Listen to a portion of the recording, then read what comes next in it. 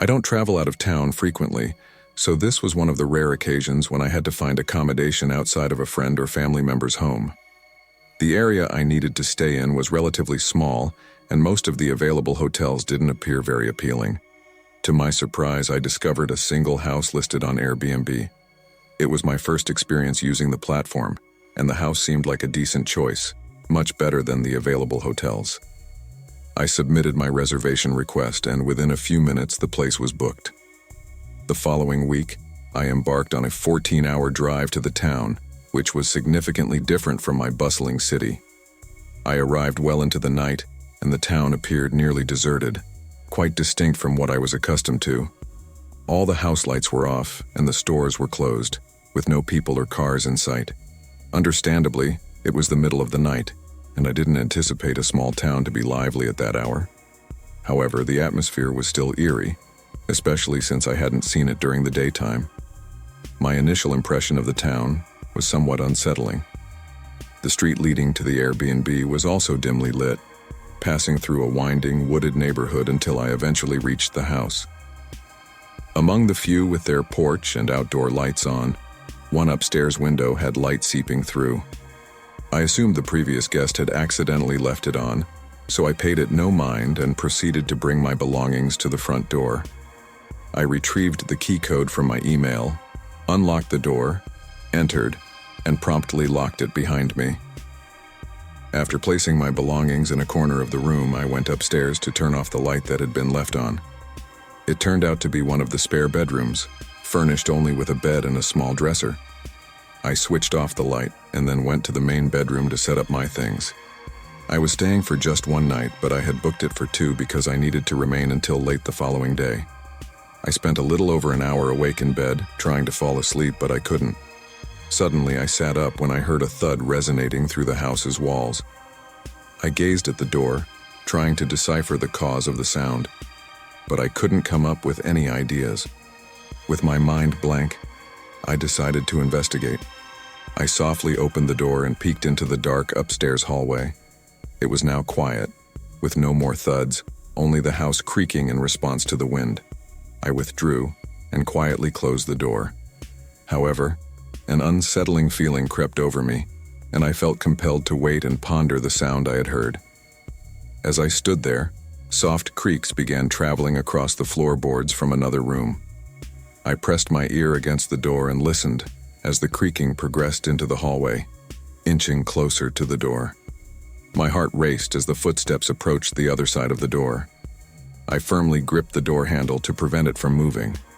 After a brief pause, the handle was suddenly pushed down, and the intruder forcefully slammed into the door. It swung halfway open before I pushed my body back against it. I could only see half of the intruder's face in the doorway, but their eyes burned with an unexpected rage. After a struggle, I managed to push the door back into the latch and lock it. The man on the other side made several unsuccessful attempts to open it and hurled unpleasant words at me before eventually fleeing downstairs and out of the house. Still catching my breath and with a racing mind, I composed myself and called 911. Despite it being a small town, the police arrived promptly. The Airbnb owner pursued the case after I departed the following day, but I wish I had stayed involved. The man appeared desperate to enter my room, consumed by a rage that seemed directed at me, though I couldn't fathom the reason. The entire incident was deeply disturbing, and I couldn't shake it from my thoughts. I doubt I'll be using Airbnb again for a long time. My good friend Zach and I were traveling to a mutual friend's wedding in Wyoming. They had chosen to have their wedding in the small town where they grew up, which posed some inconveniences for most of the guests. Nonetheless, we found a lovely Airbnb nearby and drove Zach's car across several states to reach the heart of Wyoming. The town was predominantly characterized by farms, with a small central area hosting grocery stores, eateries, and a few small businesses on the outskirts. Our Airbnb was a farmhouse, as we had expected. However, it was surrounded by so much land that it felt remarkably isolated. Looking in any direction, all we could see was vast stretches of grass, trees, and a dirt road leading to the house. We unloaded our luggage and settled inside the farmhouse. While I wouldn't go overboard with compliments about its appearance, it served as an excellent place for a 2-night stay. Zach and I spent the day hanging out, chatting, and retired to bed around 11 p.m. It took me a while to fall asleep because the house's remote location made me somewhat uneasy. However, once I did fall asleep, I rested quite well. The following morning, we attended the wedding, spending the entire day celebrating. We didn't return to the Airbnb until around 9 or 10 p.m. Zach headed straight to bed, while I chose to relax in the living room for a little while. However, just 10 minutes after I had settled in, a single quiet knock came from the front door. I got up, feeling uncomfortable about someone being there at such a late hour. I walked over to the door, but I couldn't spot anyone outside. I opened the door and peered out, scanning the empty driveway with no one in sight. After a few moments, I shut the door, thinking it might have been just a random noise from the house, resembling a knock. It was just one soft sound, so I began to think it was nothing significant.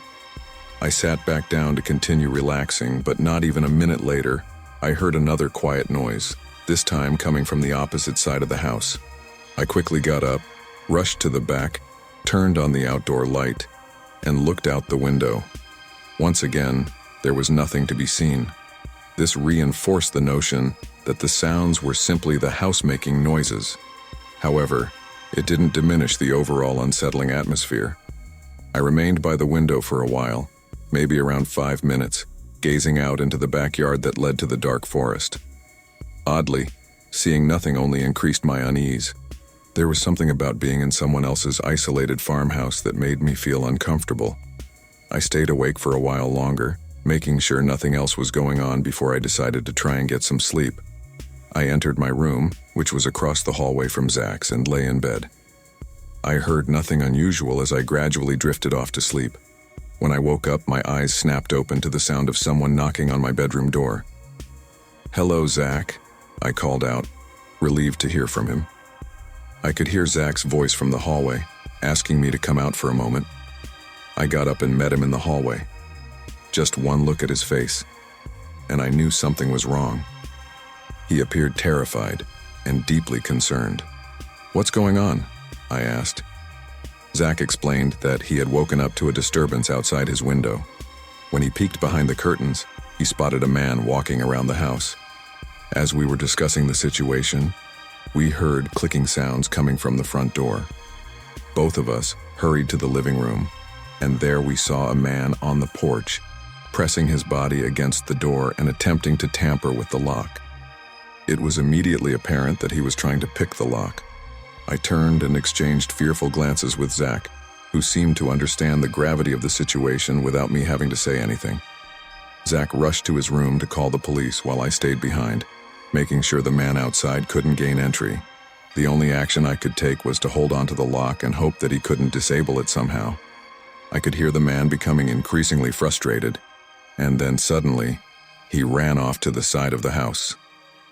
Both of us were too afraid to check the windows, so we chose to lock ourselves in one of the rooms and waited for the police to arrive. To be honest, the rest of the night was relatively uneventful.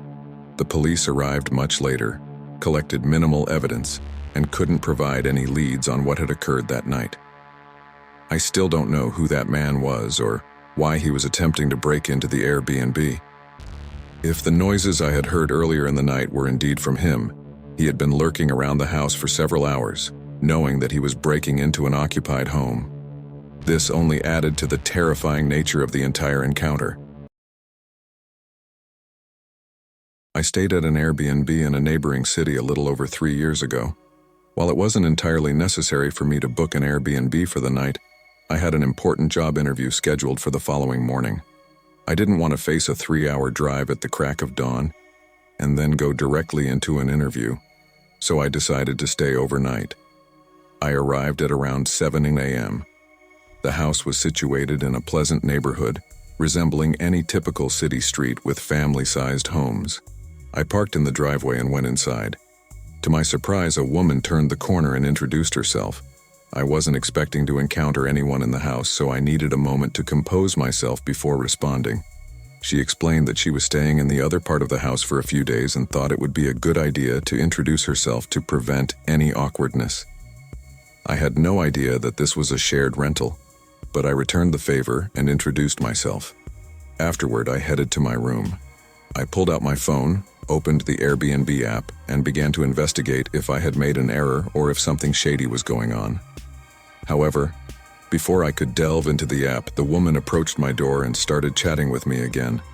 She inquired about my background and seemed keen on engaging in small talk, even though I signaled my exhaustion and disinterest in conversing at that moment. She didn't appear to notice my cues, and if I didn't know better, I would have said she was flirting with me. It felt somewhat odd, especially considering I had just arrived, and it was late in the day, so I was visibly tired. After a couple of minutes, she finally left, giving me an opportunity to check the Airbnb app. However, the app didn't mention the availability of multiple rooms for rent. It simply stated that the entire house was for rent. The pictures only displayed a single room, so it didn't provide a conclusive answer to my concerns. I decided to send a text to the owner, inquiring about the situation. Nevertheless, I was already at the location and felt too fatigued to make alternative arrangements. I was hoping for, at the very least, a partial refund. Once I had settled into my room and brought my bags inside, I headed to the kitchen to prepare some food I had purchased during my trip to the rental. It took less than a minute before the woman emerged once more and joined me in the kitchen. It was only then that I got a better look at her. She appeared to be in her mid-40s, with tired eyes and disheveled hair, as if she had just awakened or had been awake for too long. She initiated another conversation, asking about me and sharing bits about herself. It was increasingly evident that she was flirting with me, which was unsettling given my young age, and it was not something I was comfortable with. I didn't want to be impolite, especially considering that we would be sharing the space, but the situation was growing weirder by the minute. She continued to be insistent, smiling and inviting me to see her room, although I repeatedly declined, expressing my desire to eat my meal and retire to bed. As I persisted in my refusals, her smile gradually faded into a frown, and she became displeased with my lack of interest. Just as the situation was growing uncomfortably creepy, my phone buzzed on the counter. I picked it up, and my stomach clenched when I read the message from the owner. The owner had texted me, explaining that no one else should be in the house and that I should call the police if I found someone inside. I glanced back at the woman, who still wore a disgruntled expression, and then heard a door down the hallway open, followed by heavy footsteps approaching rapidly. I abandoned everything and sprinted for the door, catching sight of a man running towards me as I exited the house. I rushed to my car and sped away from there as quickly as I could. By the time the authorities arrived, the man and woman had disappeared without a trace. What their intentions might have been, especially if I had followed the woman into her room, remains unknown. Thankfully, my belongings were still intact when I returned, but that only heightened my concern regarding their motives.